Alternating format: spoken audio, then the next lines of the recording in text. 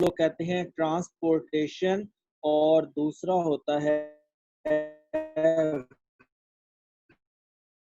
Weathering. Weathering जो है वो हम लोग पढ़ेंगे, ठीक है। तो आज जो है हम लोग पढ़ेंगे ट्रांसपोर्टेशन जो होता है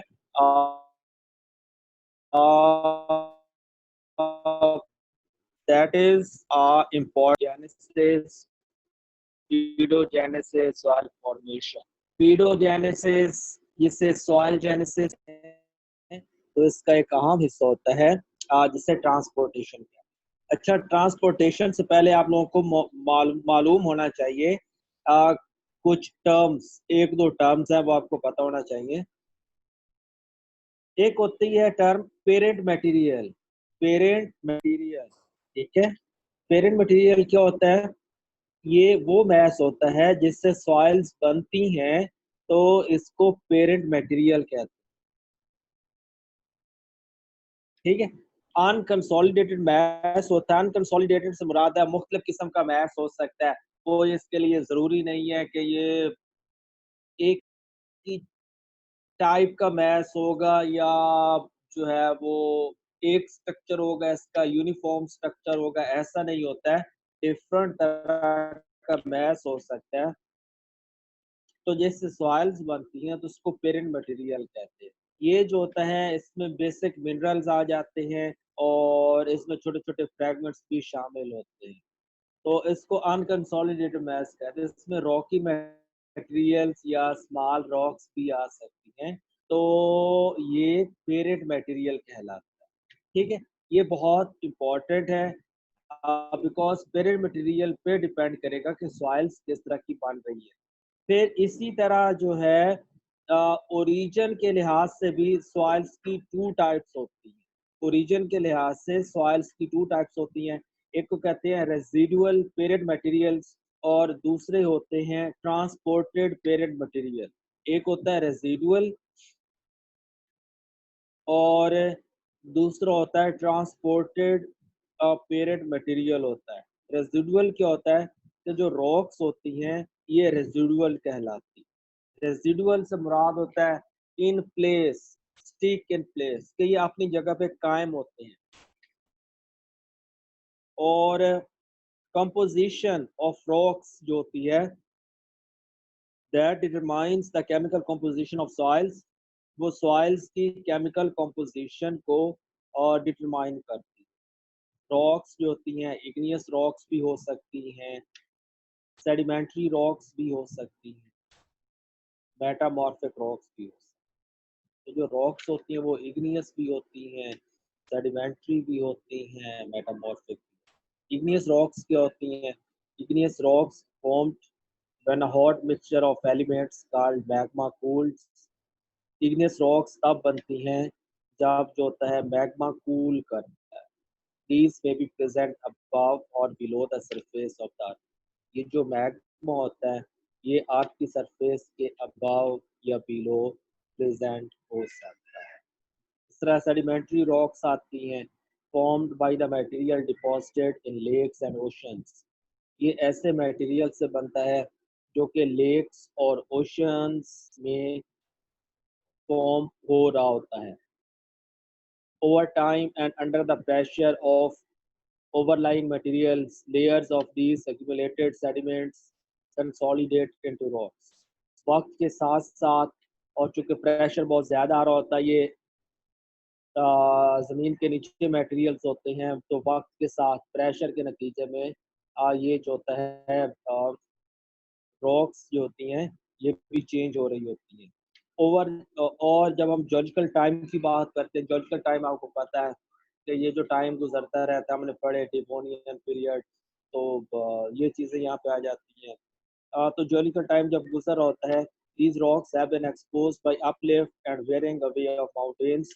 तो ये जो रॉक्स होती हैं ये बढ़ती रहती है, यानी कि इनमें इजाफा होता रहता है। और इसकी एग्जांपल है लाइमस्टोन, इसकी एग्जांपल, ठीक है। कई एग्जांपल है इसकी, तो शेल भी इसकी एग्जांपल है और लाइमस्टोन भी इसकी एग्जांपल है। देन लास्ट में आता है मेटामॉर्फिक रॉक्स। मेटामॉर्फिक होती हैं formed when either igneous rocks or sedimentary rocks are heated or subjected to intense pressure at considerable depths within earth। तो जो igneous rocks होती हैं, ये sedimentary rocks होती हैं, जब उनको हीट किया जाता है या इंटेंस प्रेशर को सब्जेक्ट किया जाता है, तो ये बहुत ज़्यादा गहराइयों में बनती हैं। जो ओरिजिनल मिनरल्स होते हैं वो मेल्ट होते हैं और न्यू मिनरल्स बनाते हैं। इसकी आम मिसालें जो है वो स्लेट और मार्बल है। तो ये था रेजिडुअल पेरेंट मटेरियल। और उसके बाद आता है transported parent materials. Transported parent materials क्या होते हैं? द ट्रांसपोर्टेड पेरेंट मटेरियल्स जो होते हैं वो ड्राइव्ड किए जाते हैं। ट्रांसपोर्टेशन का आपको पता है कि हमने लास्ट में पढ़ा था, ग्रेविटी हो सकता है, विंड का फैक्टर आ सकता है, वाटर हो सकता है। तो ये कहलाते हैं ट्रांसपोर्टेड पेरेंट मटेरियल्स कहलाते हैं। The transported parent materials are derived from mineral particles। ये मिनरल पार्टिकल्स से आ रहे होते हैं। Transported materials which have been brought from their place of origin, इनको उनके ओरिजिन से लाया जाता है बाय वेरियस एजेंट्स। कई एजेंट्स होते हैं, कई फैक्टर्स होते हैं, such as wind, water, glaciers and gravity. यहाँ पे चार लिखे, हम चारों की डिटेल पढ़ेंगे। विंड को भी डिटेल में पढ़ेंगे, वाटर को भी डिटेल में, इस तरह ग्लेशियर्स और ग्रेविटी को भी डिटेल में पढ़ेंगे। The soils developed from transported materials are commonly more fertile than soils derived from in-place parent material because of the diversity of materials। ये जो सॉइल्स होती हैं जो कि ट्रांसपोर्टेड मटेरियल से बनती हैं वो ज़्यादा फर्टाइल होती हैं। ट्रांसपोर्टेड मटेरियल से बनने वाली सॉइल्स ज़्यादा फर्टाइल होती हैं और इसकी रीज़न ये होती है कि इसमें मिनरल्स की, मटेरियल्स की, सॉइल फॉर्मिंग पार्टिकल्स की वैरायटी होती है, इसलिए these are more fertile than in place soils. जो इन प्लेस होती हैं, रेसिडुअल सॉइल्स होती हैं, उनकी निस्बत जो ट्रांसपोर्टेड सॉइल्स होती हैं, these are fertile, these are more fertile. और मोर फर्टाइल की वही रीज़न है कि चूँकि यहाँ पे जो है वैरायटी हो रही होती है, मिनरल्स की, मिनरल पार्टिकल्स की, सॉइल पार्टिकल्स की, सॉइल मटेरियल्स की। On the basis of transportation agencies, the transported material can be subdivided into fluvial होती हैं, alluvial होती हैं, glacial होती हैं और aeolian होती हैं। ये चार तरह की होती हैं। तो alluvial होती हैं जिनको कहते हैं by gravity, alluvial होती हैं जिसको कहते हैं by water, glacial होती हैं जिसको कहते हैं by ice और aeolian होती हैं जो कि by wind होती हैं। alluvial जिसको कहते हैं ट्रांसपोर्टेशन बाय ग्रेविटी। देखिए जो ट्रांसपोर्टेशन होगी उसे हम कहेंगे कोलुवियल ट्रांसपोर्टेशन। जो सॉइल्स होंगी उसको हम कहेंगे क्लूवियल सॉइल। और ये होता क्या है? ट्रांसपोर्टेशन बाय ग्रेविटी होती है, उसके नतीजे में जो नई सॉइल्स बनती हैं उनको क्लूवियल सॉइल्स कहते हैं। तो ये आ जाता है यहाँ। The colluvial parent materials are moved by the pull of gravity and are composed of fragments of rocks detached from the heights above and carried down the slopes। के जो colluvial parent materials होते हैं, यहाँ पे pull of gravity होता है। यहाँ पे ये होता है कि जो rocks और fragments of rocks जो होती हैं, जो मुख्तलिफ rocks होती हैं, उनके जो fragments होते हैं वो डिटैच हो जाते हैं ऊपर हाइट से।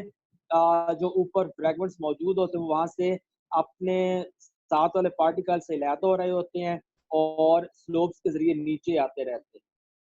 ये क्यों आते हैं इसकी भी रीज़न्स है, मसलन एसिड रेन आ जाता है तो इसकी रीज़न्स होती हैं। वेदरिंग इसकी रीज़न होती है। वेदरिंग में फिर कई टाइप्स होती हैं जो कि हम पढ़ते रहेंगे। The material deposited is known as talus. ये जो मटेरियल डिपॉजिटेड होता है इसको टैलस कहते हैं। ठीक है। एक पहाड़ है, एक माउंटेन है, एक चोटी है, रॉक है, स्लोप है, तो वहाँ पे ये हो रहा है कि जो वो कहते हैं कि जो वहाँ पे वो रॉकी मटेरियल मौजूद था वो वहाँ से टूट रहा है और वहाँ से टूटने के बाद वो नीचे सेटल हो रहा है, नीचे इकट्ठा हो रहा है, तो इस मटेरियल को टैलस कहते हैं।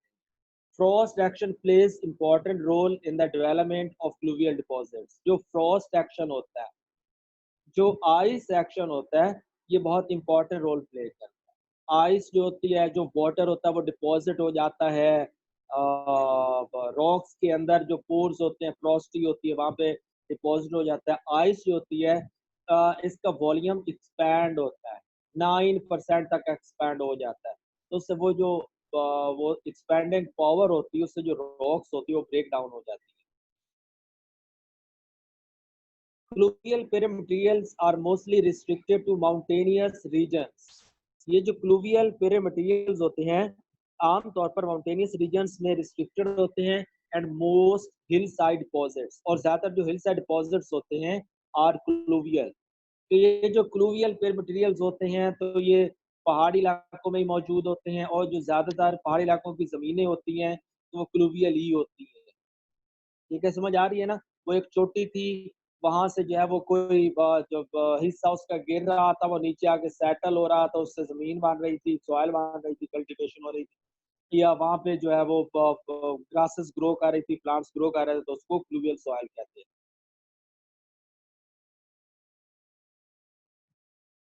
तो इसे करके ये आ जाता है। फ्लूवियल पेरे मटेरियल जो होते हैं, इसमें स्टोनी फ्रैगमेंट्स होते हैं और जो सॉइल डेवलप करती है, उसकी कोई ज़्यादा एग्रीकल्चरल इम्पोर्टेंस नहीं होती। ये जो क्लूवियल सॉइल्स होती हैं, चूँकि वो पहाड़ी इलाके में होती हैं, पहाड़ के कोई हिस्सा था, कोई रॉक थी वो टूट रही थी, उसके से वो नीचे गिर रहा था। तो ये नहीं कि ये बहुत ही सॉफ्ट सॉइल्स हो जाती है या ये जो है वो बहुत ही फाइन सॉइल हो जाती है, ऐसा नहीं होता, ये सख्त सॉइल्स होती हैं। तो इसलिए these are of no agricultural importance, इनकी कोई ज़रूरी अहमियत नहीं होती है। Because of unfavourable physical and chemical characteristics, क्योंकि इनकी जो कैरेक्टरिस्टिक्स होती हैं फिजिकल कैरेक्टरिस्टिक्स केमिकल कैरेक्टरिस्टिक्स वो अनफेवरेबल होती हैं और इनमें कोई स्ट्रेटिफिकेशन भी नहीं होती है। स्ट्रेटिफिकेशन होती है लेयर्स, इनमें कोई लेयर्स वगैरह नहीं बनती है। लेयर्स कौन सी, वो जो हमने पढ़ी थी ओ ए ई बी सी, तो इस तरह की कोई लेयर्स नहीं बनती हैं, तो ये लेयर्स के बगैर होता है। तो जो रेन वाटर होता है चूँकि उसमें कोई लेयर्स नहीं होती हैं, तो जो रेन वाटर होता है वो इसमें से रैपिडली जो होता है वो रिस जाता है और जो मॉइस्चर होता है वो पेनिट्रेट करता रहता है डेप्थ्स में और वहाँ पर वो प्लांट की रूट्स को अवेलेबल होता है। तो ऐसे प्लांट्स को अवेलेबल होता है जिनकी roots deep strong tap roots होती हैं, तो उनको अवेलेबल होता है। जो स्मॉल प्लांट्स होते हैं जो कि टेलस टेलस हमने अभी पढ़ा टेलस अभी हमने पढ़ा कि वो सॉइल टेलस भी कहलाती है कि जो क्लूवियल सॉइल्स इनको टेलस भी कहते हैं। तो वो चीज़ लिखो क्योंकि यहाँ पर जो स्मॉल प्लांट्स होते हैं तो वो डेंजर में होते हैं कि वो ड्राई आउट हो जाएँगे, क्रश हो जाएँगे, फ्री हो जाएँगे। वुडी प्लांट्स उनको डैमेज कर देंगे, तो इसलिए इनको वो ड्राई आउट होने का, क्रश होने का, रिमूव होने का वो खतरा होता है। जो डीप स्ट्रॉन्ग रूट्स वाले प्लांट्स होते हैं वो यहाँ पे आसानी से ग्रो करते हैं। मड फ्लोज आ जाते हैं और जो लैंडस्लाइड्स होती हैं वो भी प्लांट पॉपुलेशन को डिस्ट्रॉय कर देते हैं। मड फ्लोज का आपको पता है कि सैलाब आएगा तो उसमें वो मिट्टी वगैरह भी होगी, कीचड़ आ जाएगा और इस करके लैंडस्लाइड्स हो रही होती हैं, तो वो प्लांट पॉपुलेशन को भी बहुत ज़्यादा डिस्ट्रॉय कर रहे होते हैं, डैमेज कर रहे होते हैं। इसके बाद आता है एलुवियल। एलुवियल कहते हैं ट्रांसपोर्टेशन बाय वाटर, ए से होता है alluvial, A double L U V I A L alluvial. तो एलुवियल ट्रांसपोर्टेशन का मतलब है transportation by water. Alluvial soils का मतलब है soils which are formed by the effects of water are called alluvial soils. पेडेड मटेरियल जो होता है डिपॉजिटेड हो जाता है रनिंग वाटर की वजह से, तो इसे एलुवियल कहते हैं। जो रनिंग वाटर होता है वो पेरेंट मटेरियल को डिपॉजिट कराता है, पेरेंट मटेरियल को डिपॉजिट करने का बायस बनता है, तो एलुवियल कहलाता है। जिसको हम शुरू से पढ़ते आ रहे हैं कि फ्लड्स हो रहे हैं जी, रेन वाटर आ रहा है और वो जो अपर लेयर्स हैं उनको वॉश आउट कर रहा है, उनको रिमूव कर रहा है, तो दोनों जगह की जो सॉइल है वहाँ पे चेंजेस आ रहे हैं। तो इससे जो नई तरह की सॉइल्स बनती हैं उनको एलुवियल सॉइल्स कहते हैं। There are three general classes of alluvial deposits: flood plains, delta deposits and alluvial fans. 3 जो है वो मेन डिपॉजिट्स होते हैं, फ्लड प्लेन्स होते हैं, डेल्टा डिपॉजिट्स होते हैं और एलुवियल फैंस होते हैं। फ्लड प्लेन क्या होता है? ये एक छोटी-सी वादी होती है अ, का हिस्सा होता है फ्लड के दौरान, उसे फ्लड प्लेन कहते हैं। सैलाब आया है, तो हम एक छोटे से हिस्से को स्टडी कर रहे हैं, वैली को स्टडी कर रहे हैं, तो वो फ्लड प्लेन कहलाएगा। ये जो फ्लड प्लेन्स होते हैं, यहाँ पर सिग्निफिकेंट पेरेंट मटेरियल्स होते हैं, दूसरी इम्पोर्टेंट सॉइल एरियाज़ के लिए ये जो फ्लड प्लेन होता है, यहाँ पर इम्पोर्टेंट मटेरियल्स मौजूद होते हैं।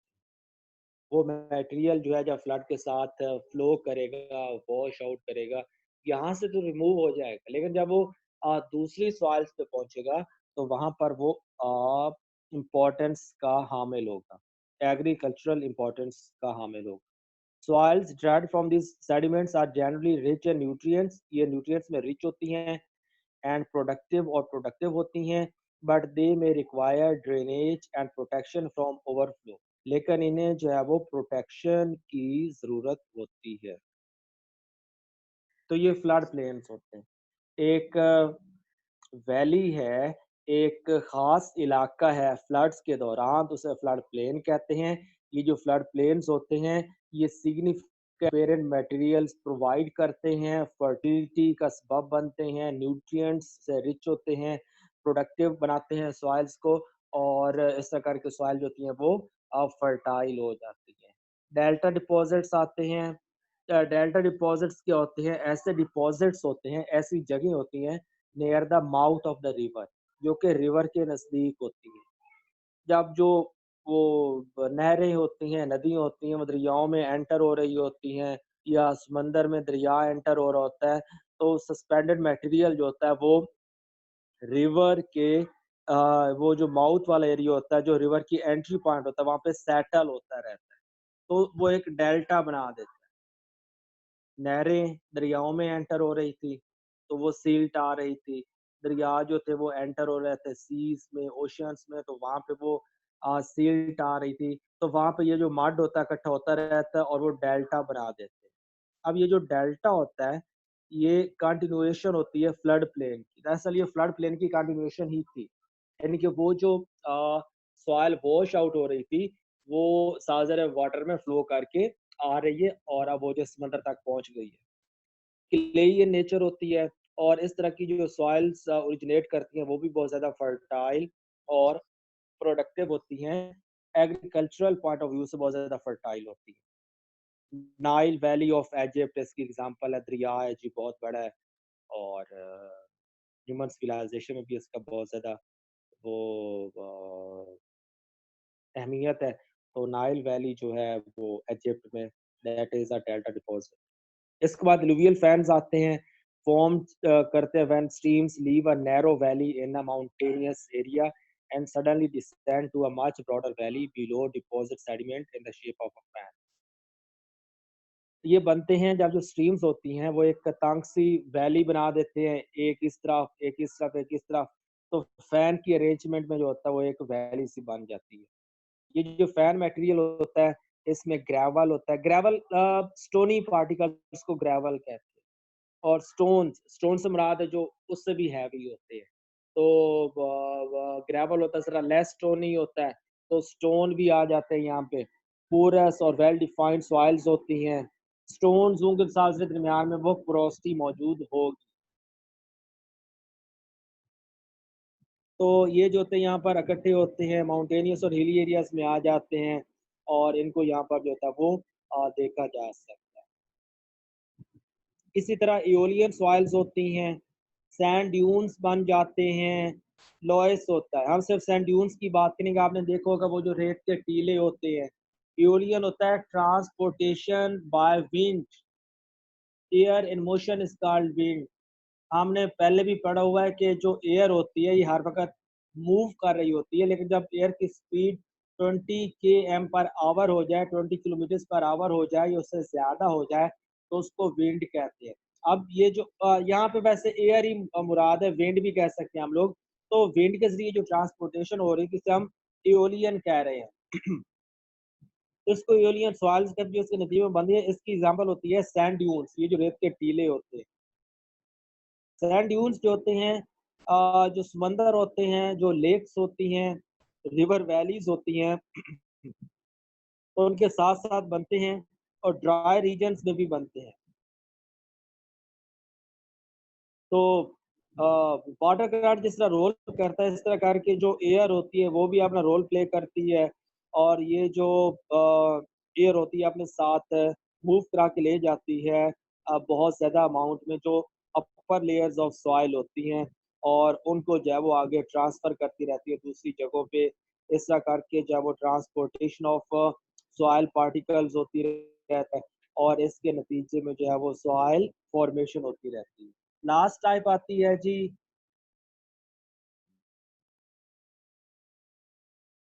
ग्लेशियर, ट्रांसपोर्टेशन बाय ग्लेशियर्स, और सॉइल कहलाएगी ग्लेशियल सॉइल। आइस की वजह से जो मटेरियल्स डिपॉजिट करते हैं ग्लेशियल टिल कहलाते हैं। ठीक है, डायरेक्टली अगर आइस की वजह से करते हैं, और कोई ऐसा मटेरियल जो कि ग्लेशियल ओरिजिन को होता है, या आइस उसको थी और आइस मेल्ट हो गई, और मेल्ट होने के बाद वाटर की वजह से ट्रांसपोर्टेशन हो रही, तो उसको ड्रिफ्ट कहते हैं। अगर आइस का डायरेक्ट रोल है तो उसको ग्लेशियल टील कहते हैं, और अगर वो रनिंग वाटर है तो उसको मेल्टिंग वाटर, मेल्टेड आइस हो रही है, रनिंग वाटर है, तो उसको ड्रिफ्ट कहते हैं।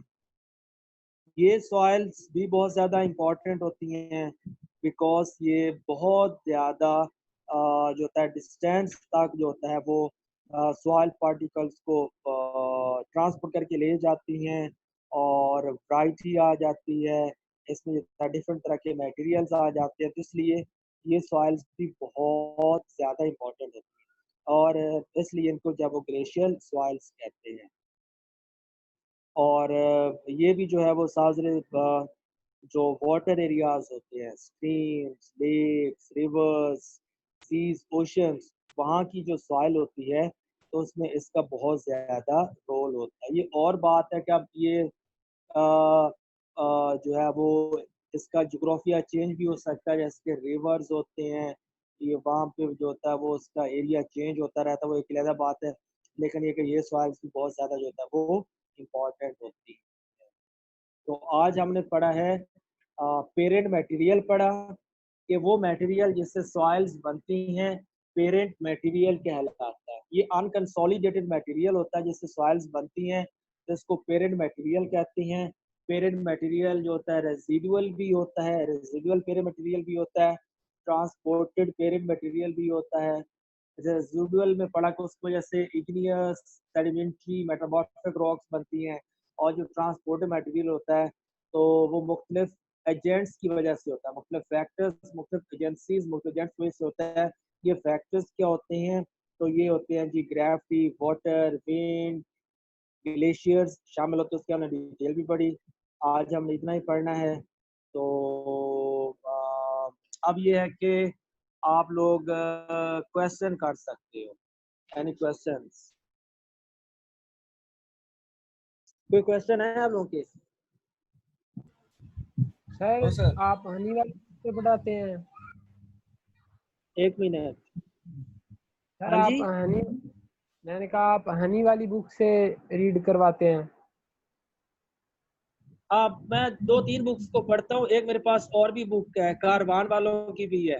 तो ये है कि मैं पेज सेंड कर देता हूँ ना, तो आप वहां से पढ़ लिया करो, और जो आपके पास अपनी बुक्स है वो मास्टर वाली है या हनी वाली जो भी है ना, तो वहां से भी आप रीडिंग कर लिया करो, दैट्स नॉट अ प्रॉब्लम। देखे बात ये, देखो बात सुनो, बात सुनो। अ, अब ये एक ऐसा टॉपिक है जो कि तमाम बुक्स में नहीं, ट्रांसपोर्टेशन, तो इसलिए आपको थोड़ी सा ना वो मुश्किल हो। शुक्र का टॉपिक हम लोग पढ़ेंगे वैदनिंग, वो तकरीबन तमाम बुक्स में होता है। हेलो एहसान, सर आप हनी वाली बुक से रीड करवा दिया करें, वो हमें ठीक है टॉपिक नहीं ठीक है मिलते उसमें। ठीक है ठीक है ठीक उसमें है, कोई सही है। टॉपिक नहीं मिलते। हाँ ठीक है, वो मुश्किल होती है थोड़ी सी पढ़ने में, सही है, सही। ठीक है ठीक। और नहीं और सर ठीक है। चलो ठीक है, अटेंडेंस भेज देनी है अभी ना, वो आपने